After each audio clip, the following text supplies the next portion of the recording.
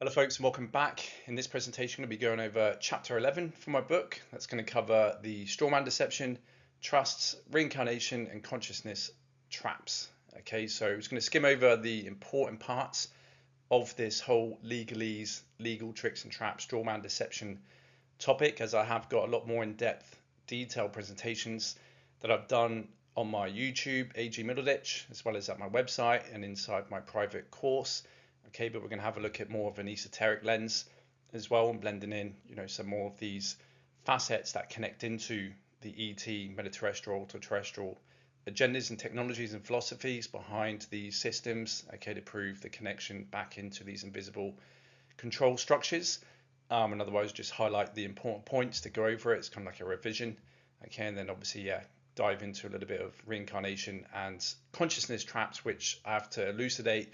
It's very important, obviously, when studying this subject and learning all the ins and outs of the legal tricks and traps, right? The economy, the money system, the banking, right? The legalese and everything else going on with the whole ends legis, birth certificate, straw man, that setup, which is our kind of token piece of the Monopoly board game, that it is all designed to siphon our energy. And so if you spend too much of your time in there diving around, swimming around and trying to find all the answers with this subject and trying to find remedies with these guys who are dishonorable at the very heart of who they are, given the mutations in their DNA, these Illuminati Leviathan races, the people in control, hoping that you will find some kind of, in terms of money, access to your SETI KV trust, this, that, and the other. You're just going to be flogging a dead horse and missing the point of embodying the knowledge that sets you free in regards to understanding who you are. Your sovereignty is always been with you. It's just been taken away through these two-dimensional paper contracts and procedures through ignorance and fear, right? Fear is the currency of control. And so in order to dispel that fear is to simply embody the knowledge and wisdom in order to put that into action, to at least safeguard your assets and your sweat equity, which for me, because I've walked the walk, I can now talk the talk and say 100% certainty that with everything that I've achieved, with what I share on my private course and on my YouTube, it has been an immense success for me to embody that frequency, knowing how to navigate these maritime bankrupt waters safely without them coming after my sweat equity, and otherwise knowing where I am, who the current rulers are of this system, and living within that kind of the means that I create and generate, knowing that my true richness and wealth comes from my knowledge of who I am, what I'm connected to, back through the stack of creation and where I'm going to end up, given my ascension back into the eternal life Christic reality domains once all is said and done during this end times invisible war conflict drama, right? So important not to get caught up and spend and waste so much of your energy trying to perfect this inside and out. In other words, take a step back, live well within your means, and just learn the basics, which is obviously the modus operandi and the motivation behind me putting my course together, in order for you folks to learn just the essentials of what you need to know in order to break free of these invisible chains on a two-dimensional paper realm procedures and contract level, okay, in order to free itself up to then move on to what's the most important during this time, is the esoteric spiritual knowledge and practices in order to activate your DNA and prepare your consciousness and even your body, some of us, to actually go through a Stargate and actually transition consciously and safely into that path of the hosts and these reality zones that are going to bring us back to where we all fell from before all this madness kicked in with this whole end times final conflict drama failsafe hosting out that is currently underway, and we're in the end of the end times. So pay attention, don't get caught in these consciousness traps. All right, so with that being said, let's dive straight into what I've written in my book that we're just going to cover to re-emphasize these key points with the strawman deception. So I write, this is an important subject to dissect, as it also reveals this invisible force that works through these governments that we have touched on, with Pierceback's amazing research showing how our governments and law are just extensions of the lords and angelic hosts in heaven, which is a catch-all phrase for the powers residing outside of Earth and in other dimensions, who steer the ship of state and acts like an invading army, stratos in Greek, which informs the etymology of institution, statute, status, and state. As Pierre exclaims, open quote, the earth is ruled by the principalities, a governing host, identified with the Elohim, the lofty ones. In invading authority, the Elohim and their host intervene globally in human affairs and assert their dominion over mankind. Close quote. I might add that the Anu Elohim and the fallen angelic factions, ET and Intruder races, are probably to blame for the anti-Christic invasive forces rather than the Elohim, as per the story of the Fallout, defined by the MCO and MCC teachings. But as we discovered in the Christos Founders races, I think it was chapter 6, with the genealogy of the kind of apparent seedings of the type of genetic types in our time matrix, we had that kind of Elohim aspect of that duplicitous relationship with those terms, with the Elohim kind of referring to the fallen aspect of that race line.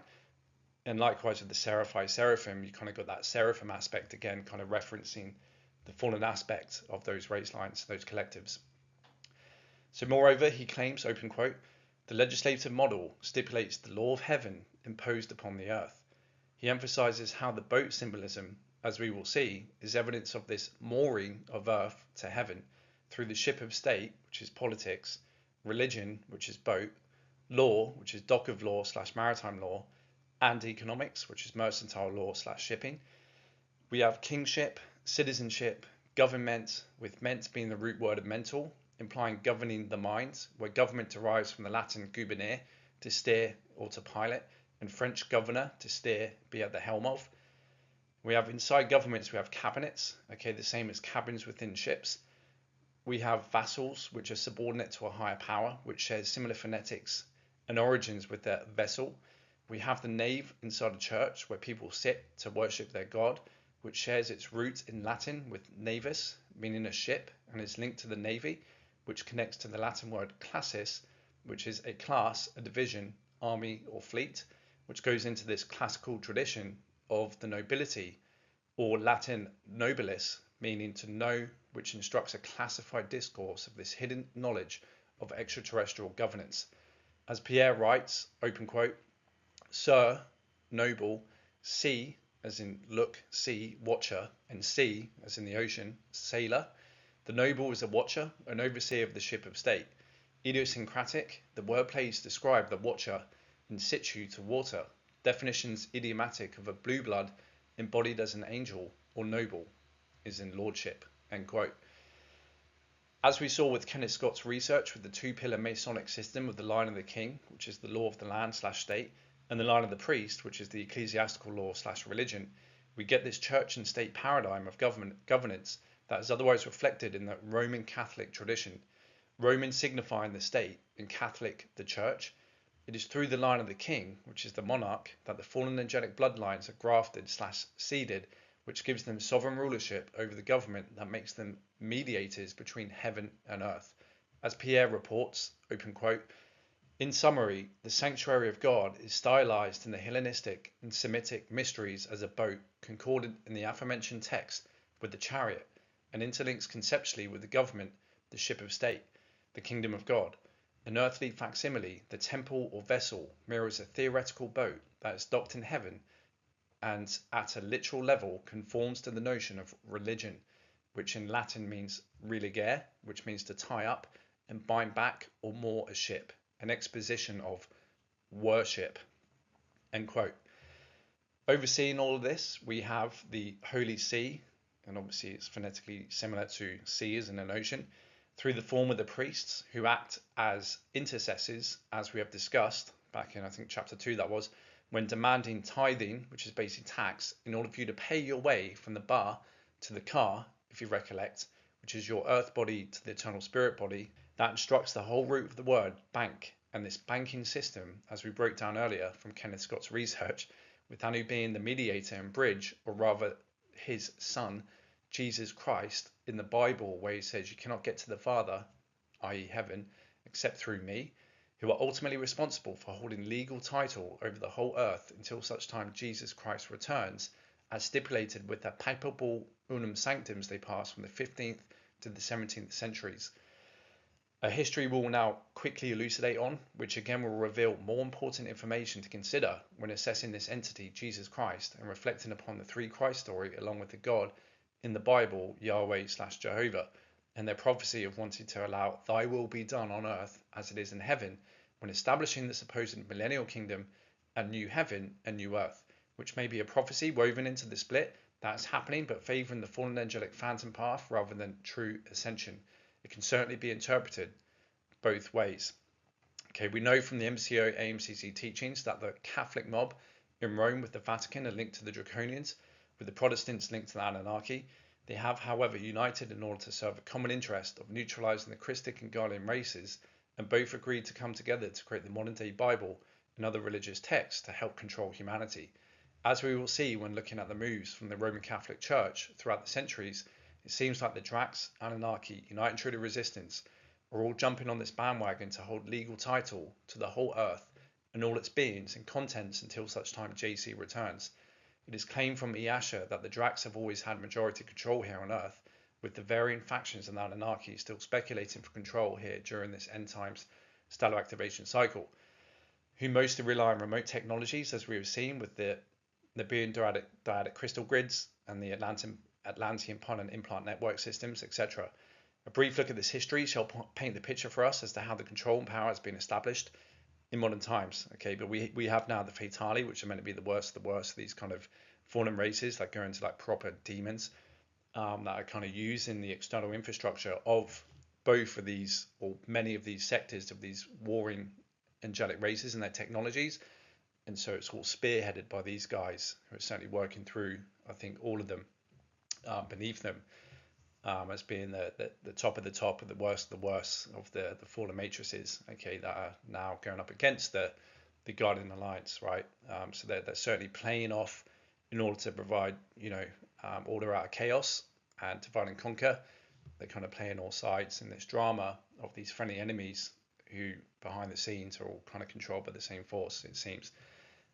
So yeah, I won't go into the history, but otherwise we'll elucidate and show you how this kind of setup of the Holy Trinity of the Father, the Son, and the Holy Spirit is found within the whole system of this whole birth registration process, which, as you can see here, in a nutshell, when I did the forensics on my birth certificate form and the registration processes, looking at the definitions of the words and terms and all the forms and stuff, and in the statutes, it basically translates to anyone who's registered and given a birth certificate means that you've been declared a stillborn who has died without a will and testate, imbued with a criminal charge, and made collateral for all of the debt. And as we know, the debt is created from an account of zero balance every time a bond is given by the government to the central bank, who has a banking license, who is able to basically change under the accounts payables liability a customer deposit or a loan contract into a fictitious customer deposit, which then extends the balance sheet and adds new money to the money supply.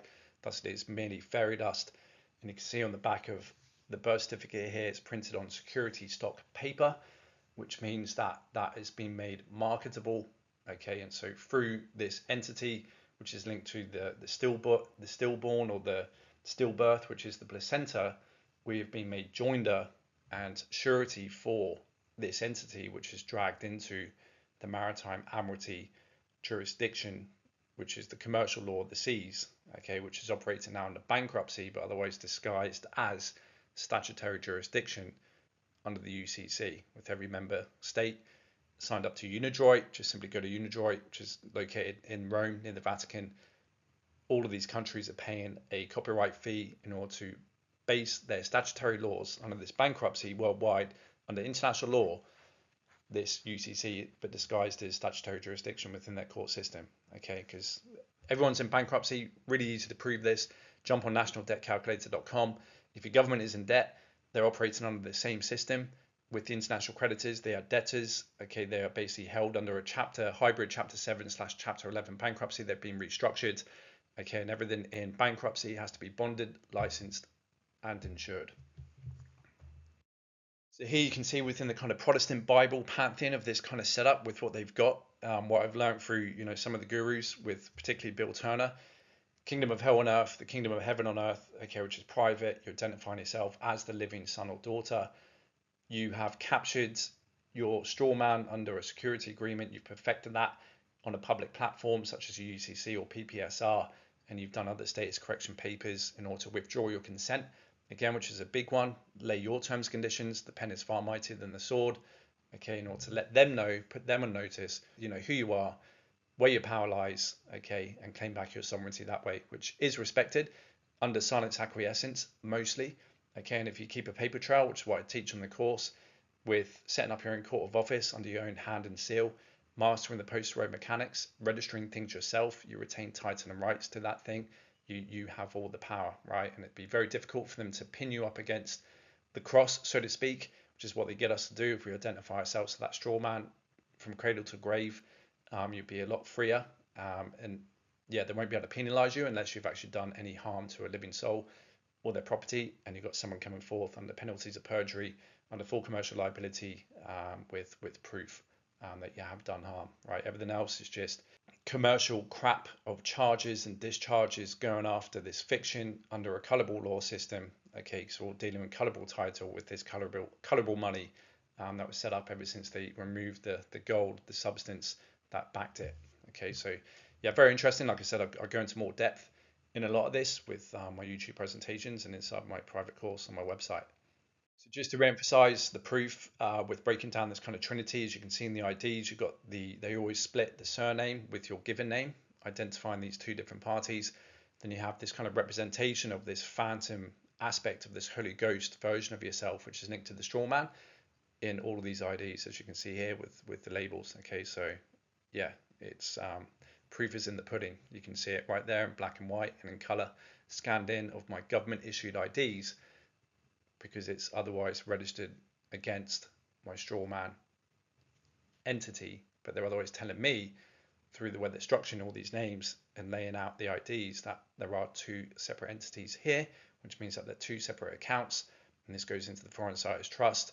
Okay, and our ability to claim back that trust and the money that's in there, which I haven't been able to prove to do yet. I've come very close, but it seems to be you have to go to court when compiling and putting together all the evidence of doing the forensics on the forms to prove the fraud, come back to life with an affidavit, and otherwise force their hand then to start moving things and shifting things for you, so you can end up going from the public to the private realm. Okay, but it's all up to the individual to stand on their own 2 feet, learn the law, learn their rights, learn the system, and put together all the evidence in an affidavit and put in a statement of claim, and basically come up with all the cause of actions that you can then sue them for damages for lying, deceit, fraud, estate embezzlement, intent to deceive, misrepresentation, lack of full disclosure. The list can go on. All right, but that's up to each and every one of us in order to do that privately and take it with them upon their courts in order to say, hey, look, this is what you've done, this is what your definitions are saying,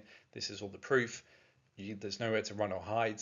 Okay, so they're either going to snuff you out or they're going to listen, or they could possibly just chuck the papers out and there you go. You know what you're dealing with, thanks to understanding this hidden war that's going on with my research, the Tales of a Self-Initiate, and many others people's research now, Pierce Back, Yasha Ashiana Dean, right, the freedom teachings, that we must accept that fact that these guys, there's no honor amongst thieves, they're spineless, they see us at the end of the day as cannon fodder and units of labor and capital that they can use for their benefit.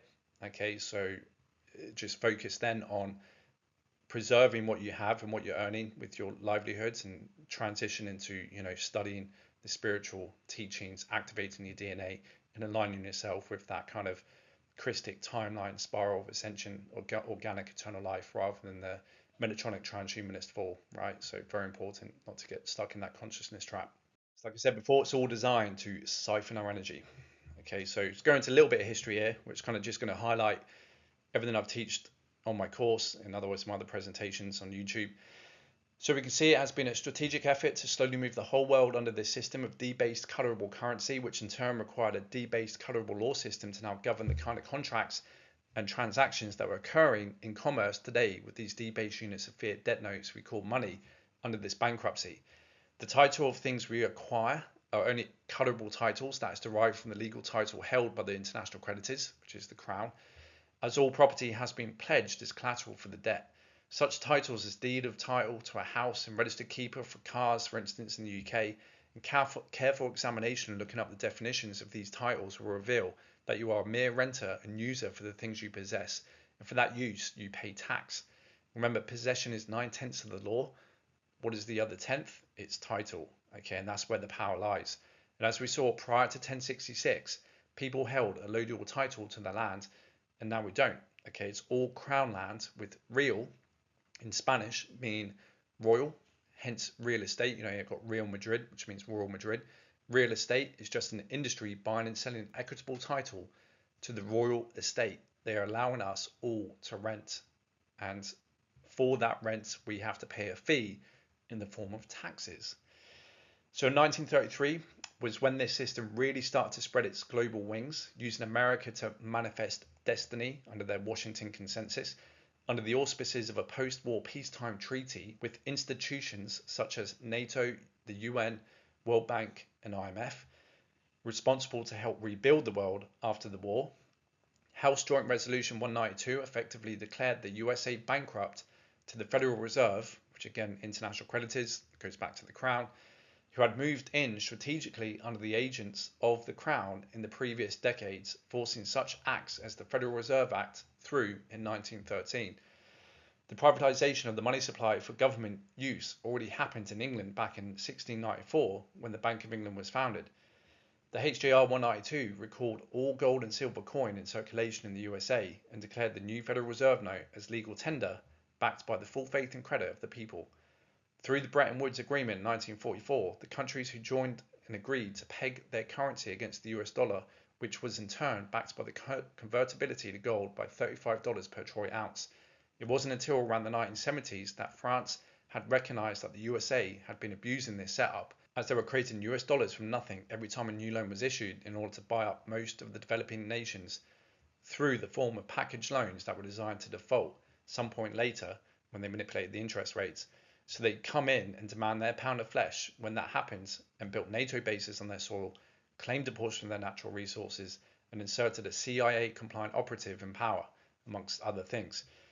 Reading Confessions of an Economic Hitman by John Perkins and The Secret Team, the CIA and its allies in control of the United States and the world by L. Fletcher Prouty will reveal in detail some of the tactics used in this endeavour. So the USA were naughty because they were not pegging their dollar to the fixed gold reserves around the world, as they were printing more and more money through this credit creation process in order to fund their hegemony across the world. In 1971, the French started to send ships to New York to trade in their US dollars and pick up the gold held there in New York, so exchange their dollars for gold. As they were not part of NATO and were not held under the pressure of the cabal mafia that were running this whole operation, who could see what the USA were doing and no longer wanted to support this sleight of hand that was going on. The cabal couldn't have this happen with other nations catching on, so in 1971, President Nixon, as you can see here, announced that the convertibility of the US dollar to gold will no longer be in effect, thus defaulting on the Bretton Woods Agreement and establishing a fiat currency. The USA needed the demand for their dollars to maintain their power, so they struck a secret deal with Saudi Arabia by the CIA Special Operative and Secretary of State Henry Kissinger to ensure the Saudis would sell oil in US dollars for the next 50 years, thus making the US dollar the reserve currency of the world at birth from the petrodollar. This supposedly happened around July 1974, which brings us to June 2024, where, thus far, the Saudis have not openly renewed the deal as the BRICS are now on the rise with this shift in economic power now seemingly taking place. Another fun fact written about Richard A. Werner is that the whole cryptocurrency market, with Bitcoin especially, was created by the CIA in order to absorb the buying pressure on gold from the BRICS, who all started to unwind their positions in US Treasury bonds around this time and invest in gold. He claims that Satoshi Nakamoto is a cryptogram for Central Intelligence when deciphering the Japanese translation. The cryptocurrency market was set up to artificially suppress the gold price so those buying it, which are the BRICS nations, could not benefit from the rising prices. But as Werner predicts, the day of reckoning will come for the USA in this system as the debt just gets out of hand, which of course is all by design as they want to establish a central bank digital currency, which is CBDC, monobank type setup from the ashes of the current dying system. And as we have, debt is linked to sin, and sin is an ancient name for the moon and is also akin to the sine wave, which is time, which links into old man Chronos, which goes into chronology and the whole calendar system, which has its origin with the old French calendar, which means a list and register, and from Latin the calendrium, which means an account book, and from calendae, which means the calends, the first day of the Roman month, when debts fell due and accounts were reckoned. Thus time is the measure of commerce and contracts. It is only through time that anything gets done through our life force, energy, in the form of labour.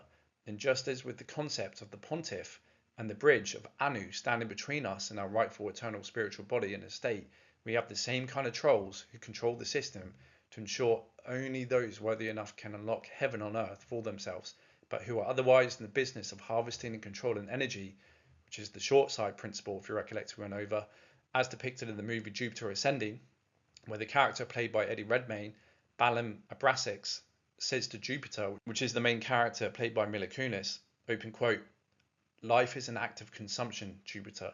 To live is to consume, and the human beings on your planet are merely a resource waiting to be converted into capital, and this entire enterprise is just a small part in a vast and beautiful machine defined by evolution, designed for a single purpose, to create profit," end quote. So yeah, kind of beautifully encapsulates the fallen angelic mindset and how they've, due to them being cut away from the eternal flows of source, having to commodify everything. That includes even people's soul. So because everything's energy, everything's consciousness is energy, and that's what they have to rely on in order to sustain their fallen, imploding reality systems, as well as their own artificial immortality. I'm just going to note out of my book from the Freedom Teachings about gold, okay, which is also quite interesting, where Yasha stated in one of her lectures that money was created by the Nibirian Anunnakis, and it is linked to our atoms and monatomic gold. We never had to use money or barter because we simply manifested. Gold holds frequency, and in brackets you mentioned photosonic frequency, and scalar wave energy. Okay, gold being stashed on ley lines also, which is helping to run the reverse Metatronic codes at these sites. Okay, so a lot of this gold is actually all part of this kind of grid system of the ley line axonal systems, right? Where they've got all these like Fort Knox and other places where the central banks are, New York Central Bank, where they've got all these gold deposits, and they're using through monatomic gold and some occult means and processes transferring a lot of human life force, which obviously it used to be backed by our money, into it in order to help sustain their artificial immortality. And a few of the lectures as well, she mentions how they at birth used to do the put a gold bar on the chest of the baby, and that would do something with helping to transfer the soul essence through the heart chakra into that gold, and then later act as a conduit to help siphon again the contract that happens through the registration process, the birth certificate, your soul energy into the individuals who hold that gold, okay, on behalf of the Anunnaki. And if you recollect, back in September, I think it was September or October or November of 2022, I came into a little nudge from my higher self to look on the UCC for Jesus Christ, and that otherwise revealed the secret orders on a link down below where basically all the nations were its debtors, including the Vatican and King Charles, with the secured party being Jesus Christ, God, and the United Nations, as well as the Central Bank of New York. Then there was a little link there, and it was brought to an unlisted YouTube video, basically detailing orders to all the world leaders to send shipments of their gold reserves to the Bermuda Triangle.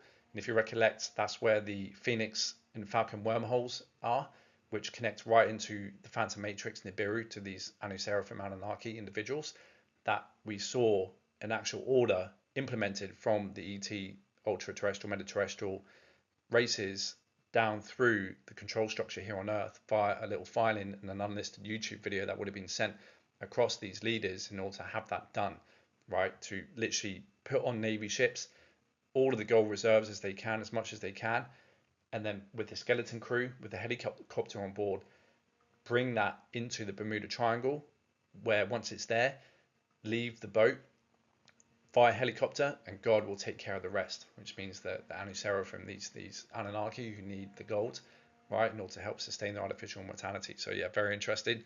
Me picking up on that, which again adds more credence and proof as to this stuff is actually really going on.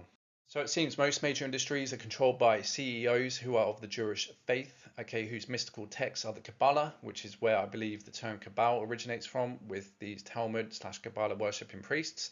Pierce Sabat claims that the Talmud was founded by the Ptolemies and the Sadducees and the Theban priesthood, which translates to worshippers of the serpent, who later influenced the rise of Nasir, which are the Nazis.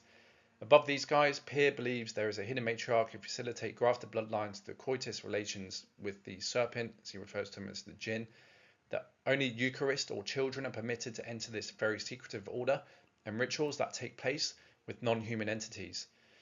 We know from the MCO AMCC teachings and my investigations that the Kabbalah and Judaism is linked into Saturn, which plugs right into the black hole for all races, especially the fallen Jehovian Anu Elohim collective. To quote Pierre Sabak's writings in his book Holographic Culture on the Talmud, will reveal the type of mindset these fallen angelics and human Illuminati Leviathan raised puppets down here have and perpetuate, open quote. The author wants to make it clear that he is not anti-Semitic, a pacifist. He advocates peace and the right to practice religious freedom and intellectual expression without hindrance. The following quotations, as you can see on the slide, appertain to a secret Jewish or Western cabal that in no way reflects the majority of Jews, who themselves have often been victimized by this hidden priesthood and agenda. The quotes underneath are taken from the Talmud, which is the Hebrew instruction. The Talmud encompasses the body of Jewish civil and ceremonial law and legend, comprising of the Mishnah and the Gemara. It also includes Tosefta, which is the oral law. There are two versions of the Talmud. You've got the Babylonian Talmud, which dates from the 5th century AD, but includes earlier material, and the earlier Palestinian or Jerusalem Talmud. Highly secretive, it is difficult to obtain translations from these documents. Ideologically racist, the Talmud is closely linked to the Theban serpent priesthood and the development of ultra-nationalistic theology outlined in the following examples. Again, as we've gone over before, with the history, the snapshot ever since the third season as well, some like 800,000 years ago, that there's been these attempts of eugenics to completely eradicate on behalf of the Jehovah Anu Elohim any and all other race strains. That goes into even the Anunnaki and the Omicron Draconians, as well as the Indigo Christic Human Angelic Grail lines, right, and vice versa, with all these other factions also wanting to kind of wipe out all the other race strains. But it seems to be like predominantly favored with these Jehovah Anu Elohim, which is kind of like at the basis of why they wanted to do what they did in regards to defecting from the Emerald Covenant, so they can become their own creator gods and seed life that wasn't part of the Emerald Covenant in this time matrix for them to be gods over. Okay, so it does definitely tie into the Judaic religion, and unfortunately a lot of these individuals who are kind of plugged in, genetically speaking, to the fallen Templar Melchizedek, Anu Elohim, Jehovian, Yahweh based, mutated, reversed black hole for ideologies. Okay, so as you can see here, translations of some of the laws out of the Talmud. You've got Tob Sheb Goyim Hadog, which means even the best of the Gentiles should be killed. You've got the Talmud Baba Meziel, which is 1146, which mentions the Goyim, Gentiles or cattle are not men but beasts. All right, then you have this one below. You've got the Goy, Gentile or cattle, who pries into the Jewish law is worthy of death. In addition, Judaism's foundation is forged upon subterfuge, okay, an intrinsic idea built into the subtext of many of the biblical characters such as Cain and Abel, Jacob and Esau, Moses and Aaron. The next section deals with duplicity and how it is a religious imperative to deceive a non-Jew. Again, examples are taken and quoted from the Talmud. All right, you've got this one is the possessions of the Goyim are like an ownerless desert, and everybody, a Jew who seizes it, has acquired it. Then you have Jews always have to try to deceive non-Jews. Non-Jewish property belongs to the Jew who uses it first. Every Jew is allowed to use lies and perjury to bring a non-Jew to ruin. Mystical Judaism practices blood and sexual rituals not disclosed to the public. Here are a few more translations taken from the Talmud. Okay, so we have, if a boy under the age of 9 perpetuated sodomy upon an adult, the adult is not liable for punishment, for the intercourse of a boy under 9 years of age is not legally an act of intercourse. Since the child is less than 9 years old, cannot commit sodomy, he can also not be the object of sodomy. Can you have, if a grown man has intercourse with a little girl less than 3 years old, all agree that it is not considered a significant sexual act. For having intercourse with a girl when she is less than 3 years old is like putting a finger in an eye. The eye is used to refer to the sexual organs on the anus. So we go into trust and reincarnation, which is really interesting, taken out of this book. So interestingly, Gwen Wyckoff in Passing the Buck Volume 1 shares her stories of working as a trustee for powerful elite families, private trusts, who she got to know, some of the beneficiaries she was dealing with, where one confessed to her knowing of their previous life and having control over the soul pattern reincarnation here on the planet, where whole trusts are established to preserve the wealth, not only for the family, but for yourself, when reincarnating back into the bloodline. As she writes in her book, open quote, as you can see there on the slide, many members of what the ordinary people may term the super rich, despite all their denials and carefully cultivated appearances of worldliness, are deeply involved with and schooled in the esoteric and the occult through magical, as distinguished from stage magic, means. Many members of the super rich believe that they can manipulate the system such that lifetime after lifetime they will reincarnate into the same powerful families where, thanks to the power of trusts, they will find themselves equipped with every conceivable advantage as they ceaselessly pursue the self-aggrandizement and relentless accumulation of power. The Bohemian Club and Skull and Bones are but two organizations that thrive on hidden mysteries. The esoteric point of view provides a belief in the continuation of the soul, thus through their initiations they believe they can control nothing less than the placement of it from one incarnation to the next. Perhaps what we should be doing is setting up our own next game plan. That is the true purpose of the irrevocable common law trust, not to leave the assets for the beneficiaries, but to leave them for yourself. When you come back, you want to be well positioned. End quote.